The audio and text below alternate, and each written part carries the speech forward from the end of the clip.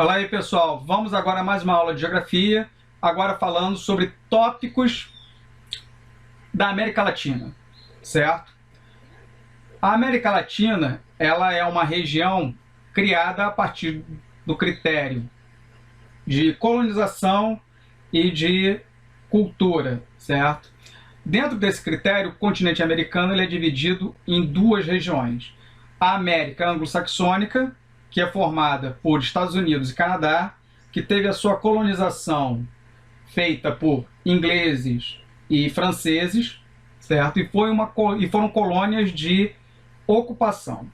Enquanto que o resto do continente foi colonizado por portugueses e espanhóis, e a sua colonização foi uma colonização de exploração.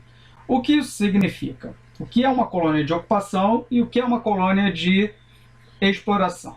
Colônia de ocupação é aquela que o colono vem para ocupar, para fixar raízes e prosperar dentro dessa nova terra.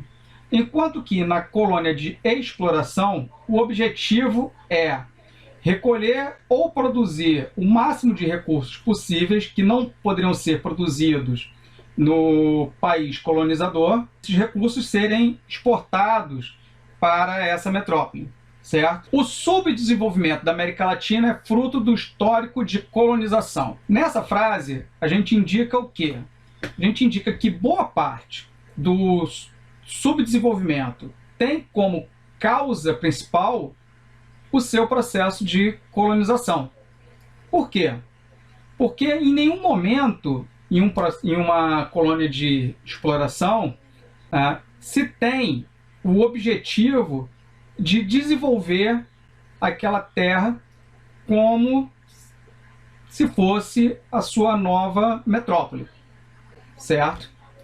Então, países que são ex-colônias de exploração se tornaram países subdesenvolvidos em via de regra, certo? Vamos ver algumas características. Primeiro, exploração dos recursos sem investimento no desenvolvimento local.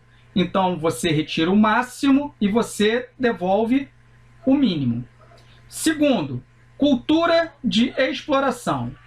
Nesses países, ou nessas colônias inicialmente, você não tem um objetivo de empreender ou de desenvolver aquela terra. O objetivo é extrair, explorar e ir embora.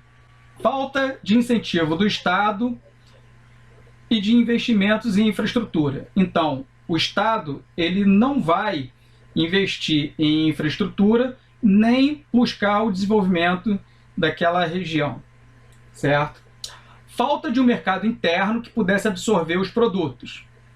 Se você não tem o objetivo de permanecer ali, você também não incentiva ou você não cria condições para que haja um mercado interno, certo? Boa parte disso é devido à escravidão. Grande parte da população produtiva dessas regiões era com base em trabalho escravo. Então, o escravo não tem renda, não consome, tudo fica parado, tá? Os produtos eles são importados, principalmente da Europa, e toda a cadeia produtiva, tanto de empreendedorismo dessas regiões, ela não existe. Então, desde da formação colonial, você tem em toda a América Latina a formação de grandes latifúndios, seja na América Espanhola, seja na América Portuguesa, certo? Na América Portuguesa, a gente ainda tem a formação das capitanias hereditárias. Aqui no Brasil, houve a divisão do território em capitanias hereditárias, em que o donatário recebia a terra para ou a produção de cana-de-açúcar inicialmente, que era exportado para a metrópole, ou a extração vegetal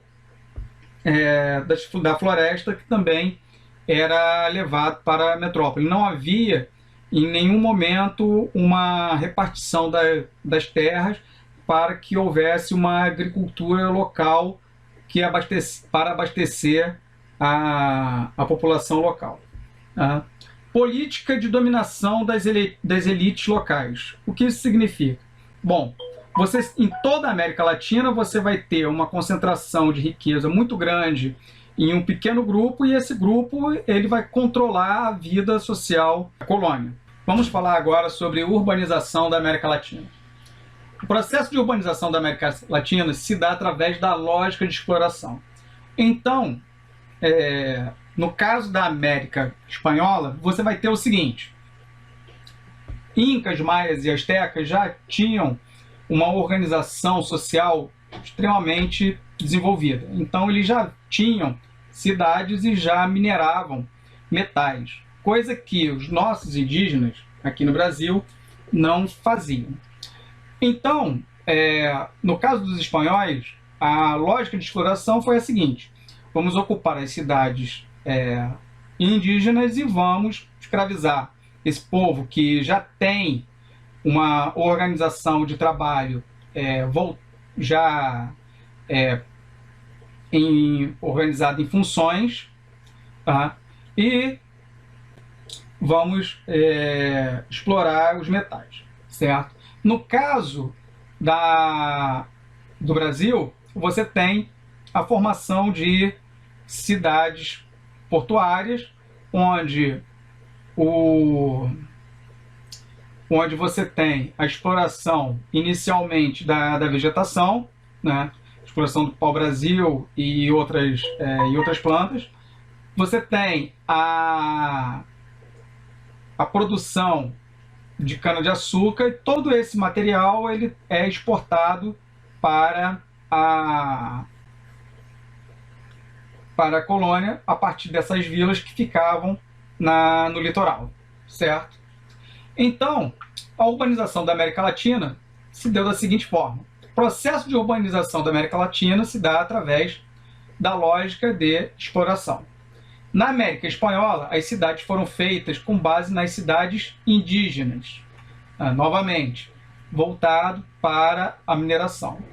No caso do Brasil, as cidades foram criadas no litoral, sendo basicamente portuárias para a exploração, certo? O processo de industrialização é um processo de industrialização chamado de industrialização tardia, tá?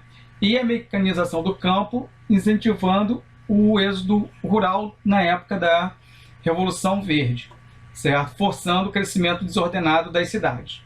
Então, vamos lá. Primeiro, o que é industrialização tardia? Industrialização tardia é quando um país ele não desenvolve sua industrialização a partir da sua sociedade, através do empreendedorismo, através de indústrias nacionais. Então, o governo começa a incentivar a atração de empresas multinacionais e transnacionais a partir de incentivos fiscais e criação de infraestrutura para receber essas indústrias, certo? A mecanização do campo ela ocorre no início da década de 70, tá?